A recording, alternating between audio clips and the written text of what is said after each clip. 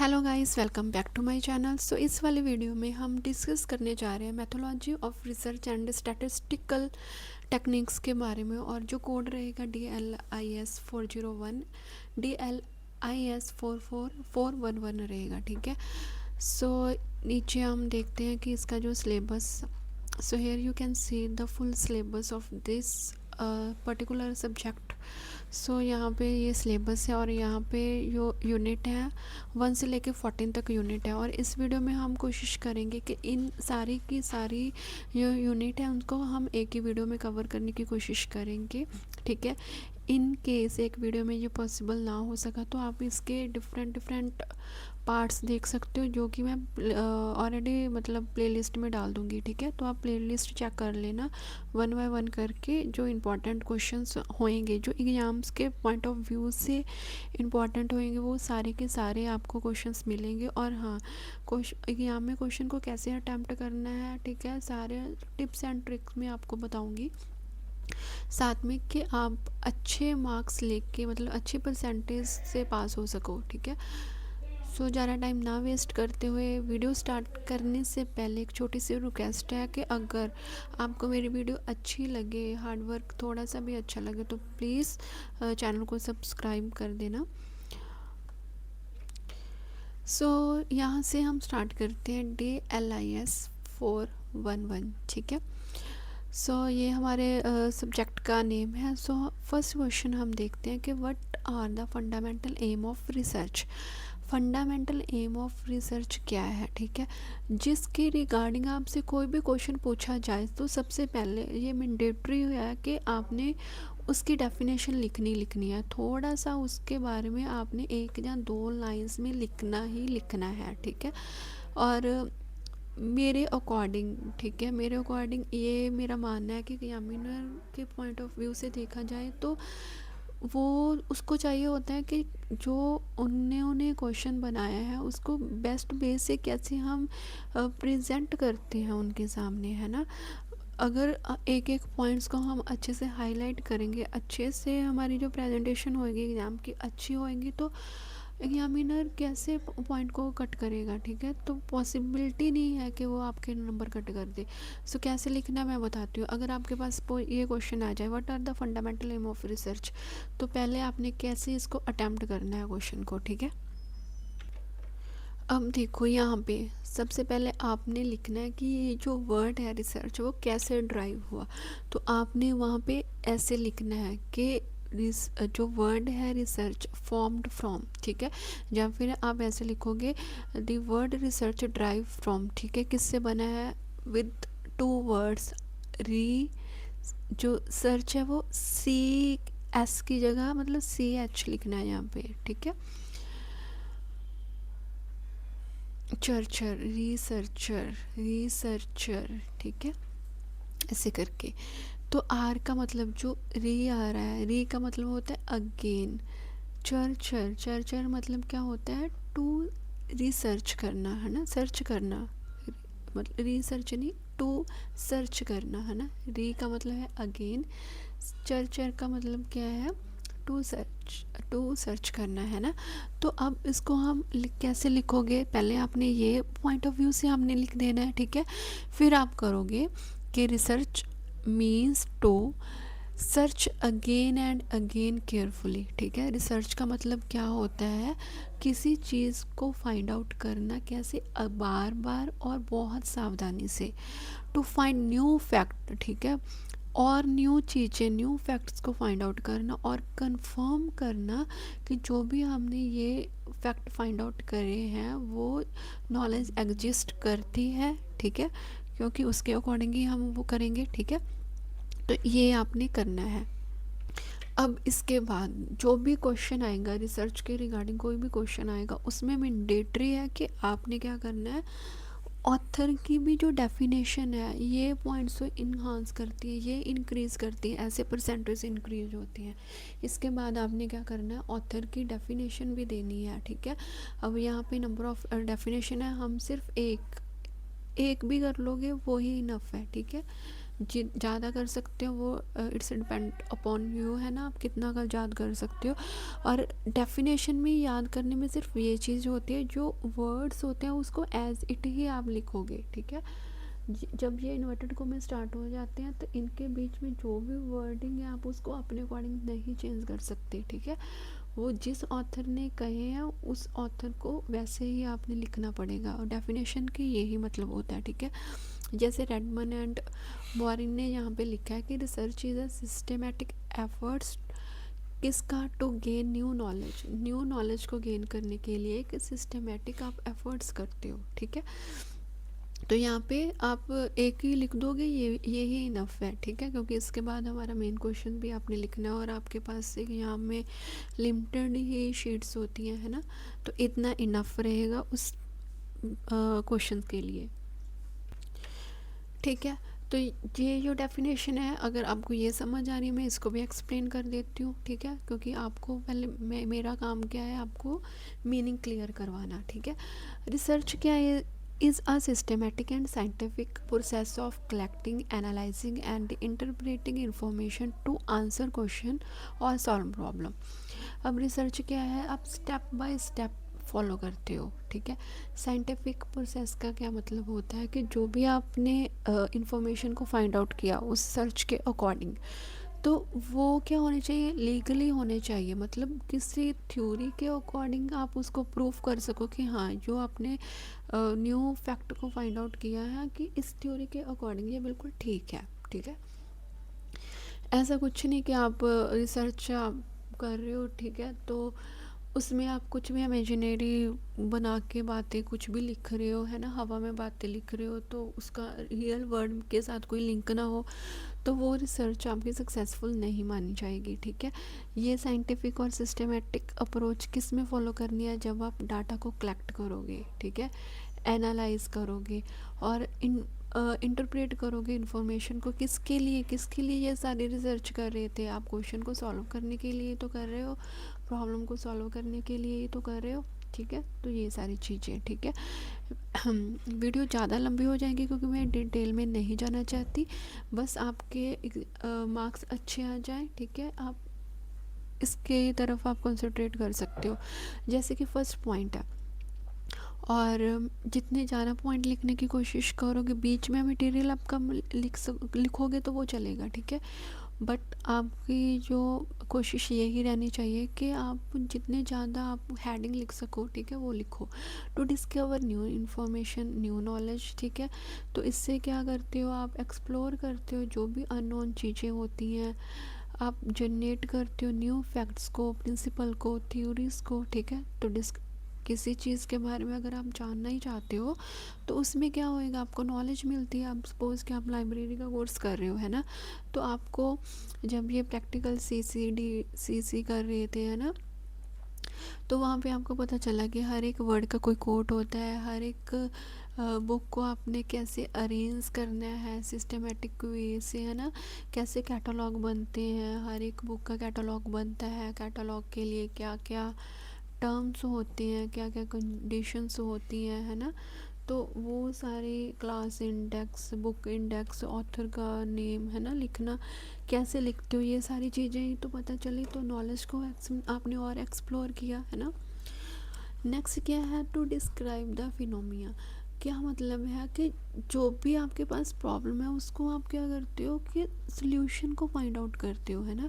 तो डिस्क्राइब करते हो करेक्टरिस्टिक्स को, किसके, जो भी आपके पास सल्यूशन सिचुएशन है, कोई जो भी आपके पास इवेंट है, ठीक है, उसके लिए। सपोज यहाँ पे एग्जांपल दी हुआ है, जैसे कि डर्मोग्राफिक है ना, डर्मोग्राफिक जब वो स्टडी करते हैं तो उसमें क्या, किस चीज़ के रिगार्डिंग, कि जो पॉपुलेशन है उसके डिस्ट्रीब्यूशन के अकॉर्डिंग है ना, जो लिटरेसी रेट कितना है उसके अकॉर्डिंग। अब हम लाइब्रेरी के अकॉर्डिंग सर्च कर रहे हैं, स्टडी कर रहे हैं, तो हमें पता चला कि कैसे बुक्स को रखना है, कैसे लाइब्रेरी में काम होता है, कैसे कैटलॉग्स बनते हैं, है ना, क्लियर, कैसे मेंटेन करना है, कैसे आउटसोर्सिंग करनी है, ठीक है, कैसे बुक्स को मंगाते होते हैं, ठीक है, कैसे मैनेजमेंट करनी होती है, तो ये सारी चीज़ें हमें सीखने को मिली।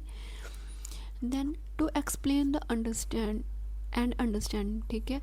तो इससे हमें क्या पता चलता है, जो एक्सप्लेन करता है रिलेशनशिप किसके बीच में, क्या रीज़न है इसका, क्या कॉजेस हैं, जो भी इवेंट हुआ है उसके पीछे हमें क्वेश्चंस का आंसर मिलता है, वाई एंड हाउ, ठीक है।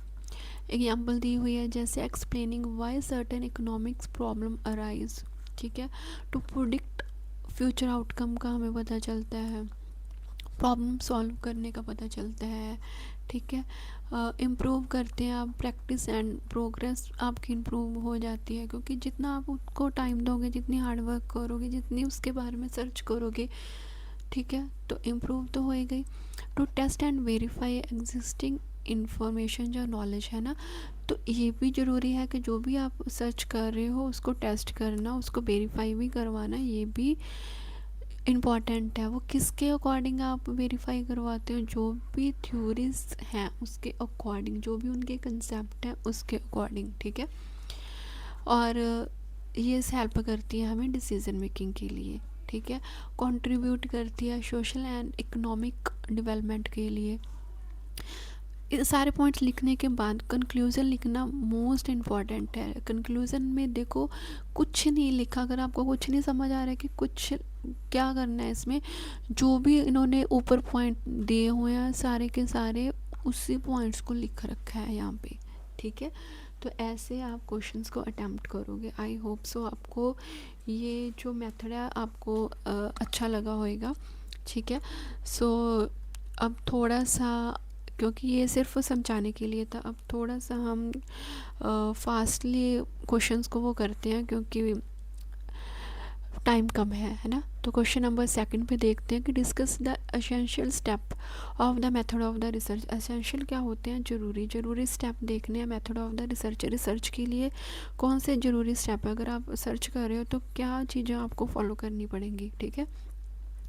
तो देखो, रिसर्च के अकॉर्डिंग है, जो भी आपने पिछले वाले क्वेश्चन में डेफिनेशन मैंने बताई, जो ऑथर की डेफिनेशन थी वो इसमें डाल देनी है, ठीक है। इसके बाद देखो, रिसर्च की आपने जो डेफिनेशन है वो लिखनी है, ठीक है। इसके बाद जो मेन क्वेश्चन है वो यहाँ से स्टार्ट हो रहा है, ठीक है। प्रॉपरली वहाँ पे लिखोगे essential step in the method of the research, following are the essential step in the method of the research. First one क्या है, identification and the selection of the research problem. सबसे पहले आप देखोगे कि प्रॉब्लम कहाँ पे आ रही है, फिर उसमें क्या है, RRL। RRL का क्या मतलब है, रिव्यू करोगे, ठीक है, उस प्रॉब्लम के रिगार्डिंग जो भी बुक्स पढ़ी हैं, जो भी रिपोर्ट्स हैं, जो भी जर्नल्स हैं, जो भी स्टडी है, पहले प्रॉब्लम देखोगे, फिर उसका रिव्यू देख करोगे, ठीक है। रिव्यू कैसे, उसके रिगार्डिंग जो भी बुक्स पढ़ी हैं सब कुछ उसके अकॉर्डिंग आपने देखोगे कि क्या सोल्यूशन हो सकता है, ठीक है। फिर उसके बाद क्या करोगे, फॉर्मुलेशन करोगे, हाइपोथेसिस मतलब आपको प्रॉब्लम क्लियर होगी, आपको टॉपिक क्लियर हो गया, आपने सारी सब कुछ इंफॉर्मेशन वहाँ से गेन कर ली। अब इसके बाद आप हाइपोथेसिस बनाओगे, वो क्या होते हैं, जो आप खुद की इमेजिनेशन करते हो, ठीक है, खुद की आप सॉल्यूशंस निकालने की कोशिश करते हो, तो वो सारी चीज़ें इसमें आती हैं। फिर आप देखो, रिसर्च के लिए आप डिज़ाइन निकालोगे, जो भी आपने इमेजिनर किया है उस प्रॉब्लम का सलूशन, कि हाँ ऐसे हो सकता है, ऐसे हो सकता है, ऐसे मैं फाइंड आउट कर सकता हूँ इस प्रॉब्लम का सलूशन, उसका ब्लू प्रिंट निकालोगे आप, ठीक है। फिर आप क्या करोगे, सिलेक्ट ऑफ सैम्पल, ठीक है। फिर आप जो भी आपने ब्लू प्रिंट निकाला उसके अकॉर्डिंग आप क्या करोगे, टारगेट को सिलेक्ट करोगे, ठीक है। अब जैसे कि आपने पॉपुलेशन का डाटा देखना था, जहाँ फिर आपने क्या करना था कि घर घर जाके ये फाइंड आउट करना है कि कितने बच्चे स्कूल जा रहे हैं, कितने बच्चे नहीं जा रहे। तो वो क्या करोगे, आप टारगेट जो भी आपके ऑडियंस होंगे, जो भी लोग होंगे, आप उसको देखोगे, है ना, उनके बिहाफ से उनसे आप क्वेश्चन आंसर्स करोगे, उनके घर जाओगे, ठीक है। तो वहाँ से डाटा कलेक्ट करोगे, ठीक है। वही चीज़ है कि डाटा फिर पहले तो वो टारगेट करोगे कि किससे मैंने डाटा लेना है, फिर डाटा उनसे कलेक्ट करोगे, ऑब्जर्वेशन करोगे, क्वेश्चंस करोगे इंटरव्यू के थ्रू, ठीक है। ये सारी चीज़ें इसके अंदर आती हैं। फिर डाटा की प्रोसेसिंग करोगे, फिर जो भी डाटा आपके पास कलेक्ट होएगा फिर आप वहाँ पे पूरी एनालाइज करोगे। अच्छा, इतने नंबर ऑफ़ हाउसेस हैं जिनके बच्चे स्कूल नहीं जा रहे, इतनी नंबर ऑफ़ गर्ल्स हैं जो मतलब स्कूल नहीं जा रही, या इतने नंबर ऑफ़ बॉयज़ हैं जो स्कूल नहीं जा रहे, या फिर इतने नंबर ऑफ़ स्टूडेंट्स हैं जो स्कूल जा रहे हैं, इतने नंबर ऑफ़ स्टूडेंट्स हैं जो कॉलेज जा रहे हैं। पूरे डाटा को प्रॉपर एनालाइज करोगे, काउंटिंग करोगे, ठीक है। फिर इंटरप्रिटेशन करोगे, ठीक है। जो भी आपकी प्रॉब्लम थी उसका सलूशन देखोगे मिला या नहीं मिला, है ना। अगर यस, तब फिर क्या करोगे आप, उसके प्रॉपर से रिपोर्ट को तैयार करोगे जिसमें ये सारी चीज़ें आएंगी। इंट्रोडक्शन आएगी, क्या मेथड आपने फॉलो किया, फिर डाटा को एनालिसिस करोगे, फिर फाइंडिंग आएगी, ठीक है, फिर सजेशंस आएंगी। तो ऐसे आप एक प्रॉपर एक रिपोर्ट को तैयार करोगे। देन फिर लास्ट पे कंक्लूजन लिखना। क्लियर। हम देखो क्वेश्चन नंबर थर्ड में हम देखते हैं कि हाउ इज़ हाइपोथेसिस फॉर्मुलेटेड, ठीक है। जो हमने थर्ड स्टेप किया था, ठीक है, अब उसके ऊपर ही पूरा एक क्वेश्चन आ गया कि कैसे आप ये बनाओगे हाइपोथेसिस, ठीक है। तो सब तो पहले आप क्या करेंगे, मीनिंग्स ऑफ हाइपोथेसिस देखेंगे, ठीक है। तो क्या होती है, एक टेम्परेरी एजम्पशन है या फिर स्टेटमेंट कह लो, जिसमें हमें प्रॉब्लम्स के बारे में हम एजम्पशन लगा लेते हैं कि हाँ अगर कोई प्रॉब्लम आई, अच्छा इसका ये सोल्यूशन हो सकता है, इसका ये सोल्यूशन हो सकता है, ठीक है। जब हम खुद से ही उस चीज़ का प्रॉब्लम को सॉल्व करने की कोशिश करते हैं, that is called the hypothesis. अब इनको इन्होंने एक लाइन में, सिंपल एक लाइन में ड्राइव किया कि जो हाइपोथेसिस है is a guess based on logic, ठीक है। गैस बेस्ड भी होते हैं पर लॉजिक भी होना चाहिए। That researcher try to prove true और फॉल्स, ठीक है। गैस बेस्ड तो होती है वो स्टडी, बट जो रिसर्चर का काम है वो ही है कि वो उसको जहाँ तो वो बोलेगा कि हाँ ये जो स्टडी की हुई है या ये जो थ्योरी है वो ट्रू है या फॉल्स, यही उसका काम है। इसके रिगार्डिंग सब कुछ चल रहा है। क्लियर। सो यहाँ पे आप देख सकते हो कि अगर सिंपल डेफिनेशन में आप क्या लिखोगे कि फॉर्मूलेशन कैसे वो बनती है, hypothesis is a crucial step in a research process. सबसे मेन स्टेप ही यही होता है कि किस, अगर कोई भी आपके पास क्वेश्चन जाए दिया है आपको कि वो ट्रू है, आप उसकी तरफ जाना चाहते हो, या फिर फॉल्स है आप उसकी तरफ जाना चाहते हो। सपोज अर्थ क्या है, समटाइम ये भी हो सकता है कि गोल है, ठीक है, तो आप उसकी तरफ जाना चाहते हो, या फिर क्या है जो स्पेरिकल शेप है अर्थ उसकी तरफ जाना चाहते हो, किसकी तरफ जाना चाहते हो, तो यहीं पे आप डिसाइड करोगे, ठीक है। तो रिसर्च के लिए मतलब जो हाइपोथेसिस आप बना रहे हो तो इसमें क्या कौन कौन सी चीज़ें हेल्प करती हैं। सबसे पहले आप प्रॉब्लम देखोगे, भाई आपसे पूछा क्या गया है, क्वेश्चन क्या है, ठीक है, पहले वो आइडेंटिफाई करोगे। उसके बाद आप क्या करोगे, वही जो पहले हमने पढ़ा कि रिव्यू करोगे। रिव्यू कैसे करोगे, उसके अकॉर्डिंग बुक्स पढ़ोगे, आर्टिकल्स देखोगे, ठीक है, फाइंडिंग आप करोगे उसके रिकॉर्डिंग। फिर क्या है, फिर आइडेंटिफाई करोगे वेरिएबल्स को, वेरिएबल्स के इंडिपेंडेंट वेरिएबल है या डिपेंडेंट वेरिएबल है, ठीक है। मतलब क्या कॉज है, कॉज के अकॉर्डिंग क्या इफ़ेक्ट पड़ रहे हैं वो आप देखोगे, ठीक है। Then next one is establish करोगे लॉजिक रिलेशन बिटवीन वेरिएबल्स, ठीक है। वेरिएबल का जो रिलेशनशिप है आप उसको देखोगे, ठीक है। Then next one is the, आप देखोगे कि जो हाइपोथेसिस आप अभी आपने बनाई कि जो कॉज है उसके जो इफ़ेक्ट हैं उसके अकॉर्डिंग आप क्या करोगे, स्टेटमेंट देखोगे, ठीक है, कि ये डायरेक्शनल है, ठीक है, या फिर नॉन डायरेक्शनल है, या फिर नल है, मतलब आपको समझ नहीं आ रहा है कि कोई रिलेशनशिप ही नहीं है कॉज एंड रिलेशन का या कॉज एंड इफेक्ट का, ठीक है। तो ये चीज़ें आप सब कुछ देखोगे। H1 H2 आप देख सकते हो, ठीक है। यहाँ पे आप देख सकते हो H0 कब डिनोट करते हैं, जब मतलब कुछ भी ना हो, है ना, कोई रिलेशनशिप ना हो कॉज एंड इफेक्ट का। या फिर क्या आप देखोगे अल्टरनेटिव हाइपोथेसिस, जिसको H1 के साथ आप डिनोट करते हो, ठीक है, कि कोई भी इफ़ेक्ट नहीं पड़ रहा, ठीक है। तो ये सारी चीज़ें हैं, इंश्योर करोगे जो भी आपने टेस्टेबिलिटी है उसको इंश्योर करोगे, चेक करोगे, ठीक है। तो लास्ट में इसका कंक्लूज़न निकालना बहुत ज़रूरी है। क्या होता है, ये एक सिस्टमेटिक प्रोसेस होता है, इसमें आप क्या करते हो, कॉज एंड इफ़ेक्ट्स के बारे में डिस्कस करते हो, ठीक है, और देखते हो कि जो भी आप प्रॉब्लम को सॉल्व कर रहे हो वो लॉजिकली उस building logical relationship written a clear and testable statement के अकॉर्डिंग, ठीक है। So next question is how is research problems identify, research जो प्रॉब्लम्स है उसको कैसे आप क्या करोगे, आइडेंटिफाई करोगे। आइडेंटिफाई कैसे करोगे, पहले आप देखोगे, आइडेंटिफाई करनी है कि जो problem first and most important जो स्टेप है वो यही है कि आप प्रॉब्लम को देखोगे कि प्रॉब्लम किस रिगार्डिंग है, ठीक है।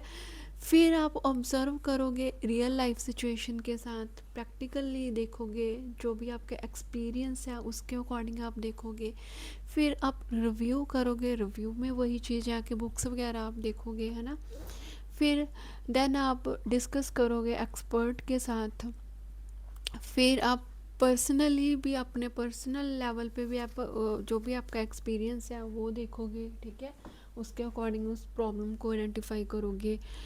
देन नेशनल नीड्स जहाँ फिर है ना उसके ऊपर भी आप देखोगे। Then technological and scientific development, इसमें एक पॉइंट आएगा, identification of gaps in knowledge, कितने गैप्स हैं, ठीक है, कौन सा एरिया जो आपने अभी तक अनएक्सप्लोर्ड किया, देखा ही नहीं, ठीक है। जो भी स्टडी है इनसफिशेंट जो स्टडी है वो देखोगे, इन कंसिस्टेंट फाइंडिंग आप देखोगे, ठीक है, वो सारी चीज़ें भी, जो गैप्स पड़ गया, ठीक है, जो आपने एरिया ही नहीं एक्सप्लोर किया, जो स्टडी अभी तक आप मिली ही नहीं आपको, ठीक है, जो फाइंडिंग आपने अभी तक की कांस्टेंट की ही नहीं, ठीक है, करके छोड़ दी, ठीक है, ये सारी चीज़ें हैं आप देखोगे। देन फिजिबिलिटी चेक भी आप करोगे कि जो भी आपने देखा वो इंश्योर करोगे कि ये सारी टर्म्स एंड कंडीशंस उसके अकॉर्डिंग ड्राइबल है या नहीं है। देन लास्ट पे क्या आ जाएगा आपका conclusion. Then next one is the question how is the research problems formulated, research problem कैसे फॉर्मुलेट होती है ये आप देखोगे। ये क्या है, बहुत क्या कहते हैं कि फॉर्मुलेशन या formulation a research problems means converting a broad area of interest into a specific clear and researchable statement, ठीक है। सिंपल क्या है, जो भी आप अभी तक सोच रहे थे उसको आप बिल्कुल स्पेसिफिक वे से उसको बिल्कुल मतलब रिसर्चेबल स्टेटमेंट के अकॉर्डिंग लीगली लॉजिकली आप उसको अब उस प्रॉब्लम को सॉल्व कर रहे हो, ठीक है। पहले आप आइडेंटिफाई करोगे ब्रॉड एरिया ऑफ इंटरेस्ट, ठीक है। फिर आप इसमें देखोगे कि जो प्रॉब्लम्स हैं, ठीक है, उनको एरिया को आप क्लियर करोगे। फिर आप देखोगे की वेरिएबल देखोगे, इंडिपेंडेंट है, कॉज इफ़ेक्ट, इनके ऊपर देखोगे। जब भी independent variable and dependent variable आएगा आप कॉज एंड इफ़ेक्ट की बात करोगे। एंड अदर वेरिएबल क्या होगी, जो कंटेक्स्ट हो गया, जहाँ और कौन से फैक्टर हैं वो उस पे ऊपर इफ़ेक्ट डाल रहे हैं, है ना। फिर आप स्टेट ऑफ प्रॉब्लम में देखोगे, ये सारी चीज़ें आप देखोगे, ठीक है। देखो बिल्कुल सिंपल से एग्जांपल में बता रखा है, to study, to exam and to investigate, ठीक है।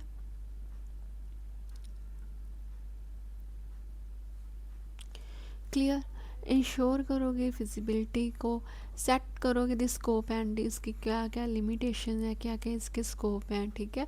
फिर लास्ट, फिर आप उसको दोबारा से बनाओगे, ठीक है, जो भी आपने ऑब्जेक्टिव थे आपके, जो भी आप फाइंड आउट करना चाहते थे उसके अकॉर्डिंग जो भी आपने हाइपोथेसिस बनाई, फिर उसके अकॉर्डिंग जो भी आपने रिसर्च को डिज़ाइन किया, देन कंक्लूजन उसका क्या निकला। Then next question is the what is the important valuable importance of the literature survey in research, literature survey का क्या इम्पोर्टेंस है रिसर्च के ऊपर, ठीक है। तो वो देख लेते हैं हम, जो कहते हैं पहले इसकी डेफिनेशन आपने लिखनी है, ठीक है। बहुत कहते हैं इम्पॉर्टेंट इफ़ेक्ट है। जब वही सबसे पहले आपने यही लिखना है कि क्रिटिकल स्टेप है इन अ रिसर्च प्रोसेस का। क्यों? क्योंकि इनमें क्या क्या चीज़ें इन्वॉल्व होती हैं, बुक्स इन्वॉल्व होती हैं, जर्नल्स इन्वॉल्व होते हैं, आर्टिकल्स इन्वॉल्व होते हैं, ठीक है।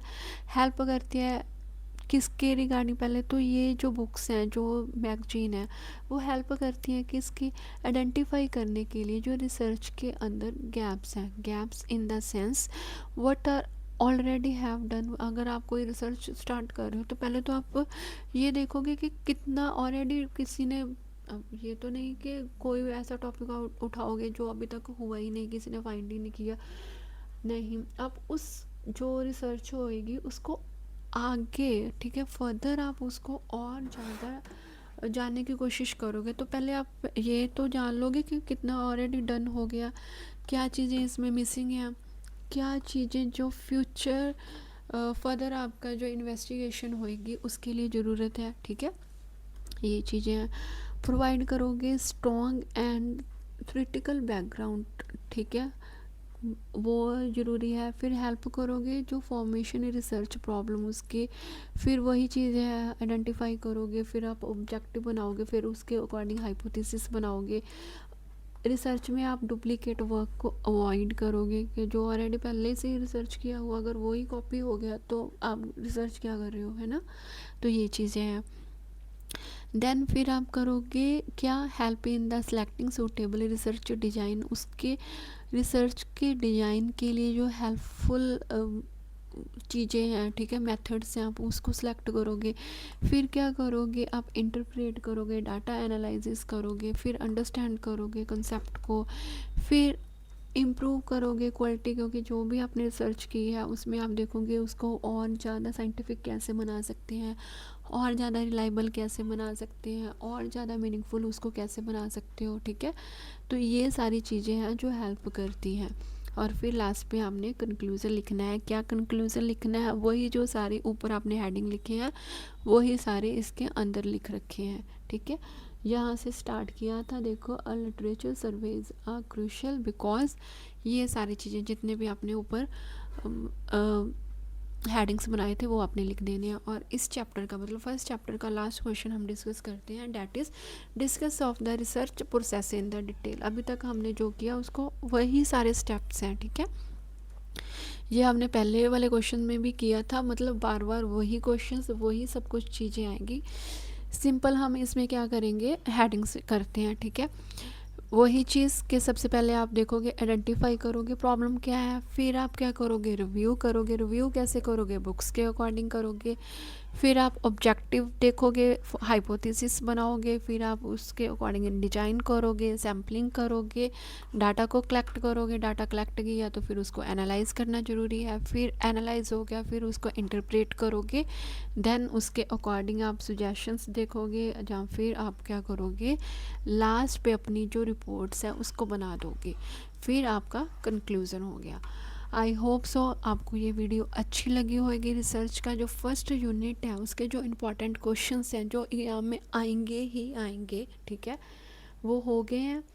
और मेरे चैनल को सब्सक्राइब करना मत भूलना। Thanks for watching my video.